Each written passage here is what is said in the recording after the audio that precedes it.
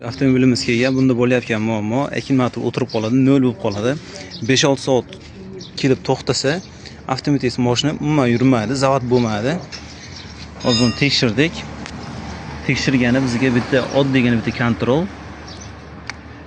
Bir tomonni minus tomoni, minus klema tomoniga, bir tomonni minus akkumulyator tomoniga qo'yiladi. Mana chiroq yonib turibdi. Bu zamikani ko'pincha magnitofondan chiqadi. Hozir magnitofon shtekini uzamiz. Shu holat o'chadi. Magnitofon shtekini uzish uchun barcha yechilsa osonroq yechiladi. Mana shtekini uzdik, magnitofon shtekini.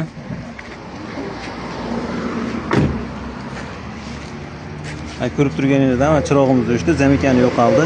Bunda akkumulyator uzoq yaraydi, o'tirib qolavermadi.